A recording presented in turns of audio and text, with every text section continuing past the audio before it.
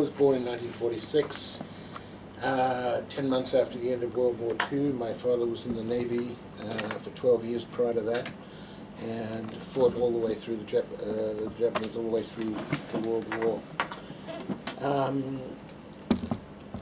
I had a very bad upbringing, and in the late 60s I broke with, well, in the mid-60s I broke with the regular Christian church.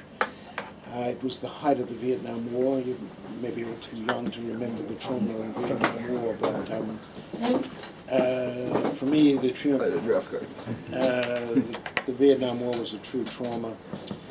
And I became very much dissatisfied with my Australian upbringing. And I was working for the government, and I hitchhiked around Australia. I left the government and hitchhiked around Australia, wound up in Darwin. And then in '69, I went to Malaysia, Singapore, and Indonesia.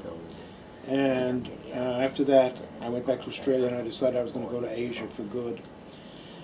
I went back to Indonesia, the Eastern Islands, Timor, and the Eastern Islands, and then I wound up in Hong Kong in '69.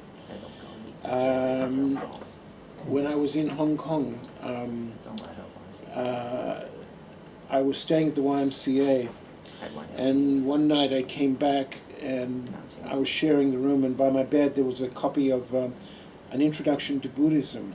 And I asked my roommate, "Did you put this there?" And he said, "No." And I read it, and I was reading it in a coffee shop. And while I was reading it in this coffee shop, a English artist, Martin Bradley, saw me reading it, and he asked me, was I interested in Buddhism? And I said, yes, I was. And he said, would you like to meet a German Buddhist monk? And I said, yes, I would. And he took me out to Chunwan, which is in the New Territories. I don't know whether you know Chunwan, but you definitely will know Chunwan. And I met this German Buddhist monk, quite an incredible fellow. His family had been involved in Nazi activities during the Second World War, and his family had gone to Argentina at the end of the war, where he learned Spanish. Then he went back to England and learned English, and then he started studying Chinese, and he wound up in Thailand. And I stayed with this monk for about 2 weeks in a small hut in Chunwan. And then I went to back to Hong Kong because I could only stay there for a short time. And later I went to Japan because I heard that you could teach English in Japan. So I went to Japan to teach English. And while in Japan, I became involved with some Japanese so-called hippies who had a commune out in Kokobonji that was originally founded by Sasaki and Gary Snyder. I don't know whether any of you know Gary Snyder, California poet, very famous as a sort of a Beat Generation figure. And at that time I was practicing meditation in a small dojo in Japan. That was 1970. And something happened, I had to leave, I don't want to go into it, I had to leave Japan.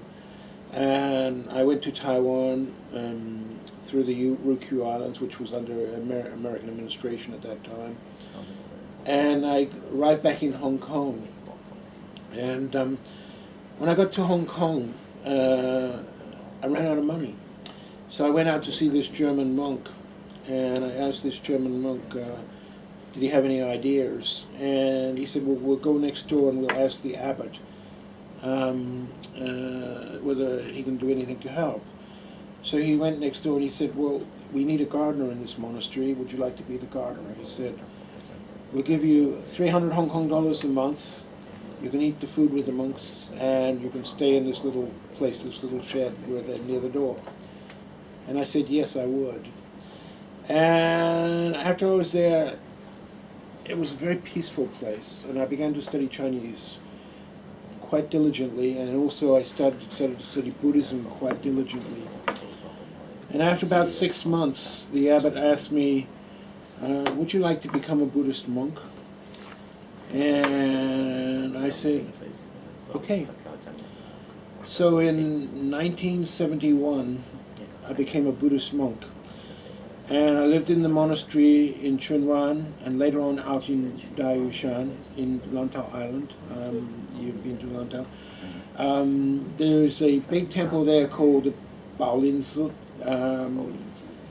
But when you get to Baolinzi is very a touristy temple.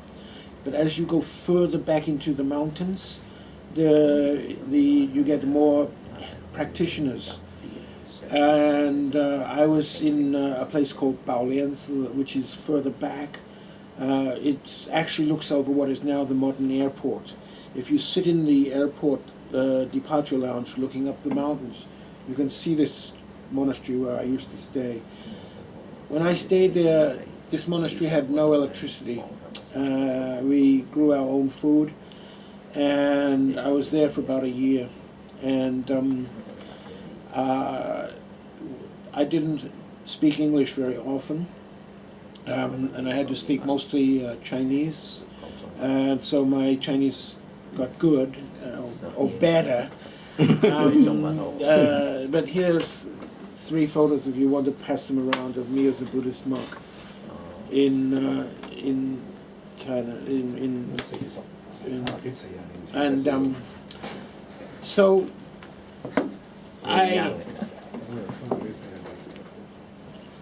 I spent a lot of time.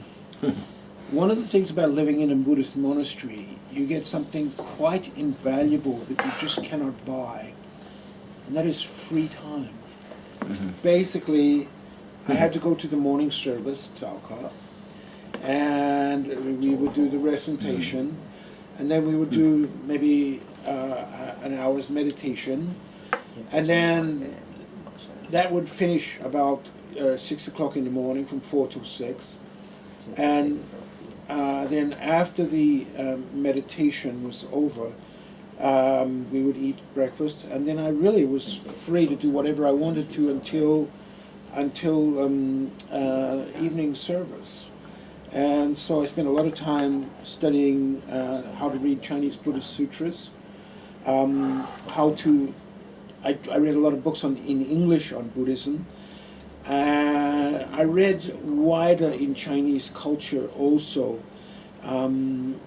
When I was in Hong Kong in 1971, the Cultural Revolution was at its height, and Hong Kong was a very different place. Most of you would not know about the Cultural Revolution, but I saw it firsthand as a resident of Hong Kong in the monastery.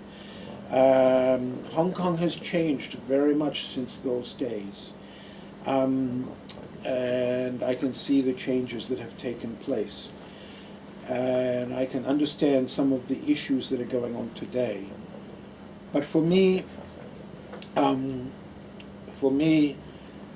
I had 5 years of time to study, to contemplate, to meditate. And in fact, this totally changed my life. I was never to be the same again. My master, Miao Jinglao Hersheng, was from Dongbei, which is the far north. And most of the monks in the monastery where I was staying, Dongnian Yan Fatong, were northerners. So in the monastery we spoke Goyu, and so I didn't learn Cantonese, even though I was in a Cantonese-speaking city. And I learned Mandarin, Goyu. And my Shifu, my master Shifu, is later on went to America in 1972. Late 72, he went to America. And I felt very much abandoned by my Shifu because he didn't take me with me, and I was just struggling by myself. And in 1976, I was planning to go back to Australia. I wanted to work. I wanted to leave the order, and I wanted to leave the monastery, and I wanted to work and make money and come back to Hong Kong with money in my pocket because I was always very poor. And just when I was about ready to go, my surfer came back from America and asked me, do you want to go to America? We need you in America. And I had never thought about going to America. But I said yes. And they arranged a green card for me, and I flew to America.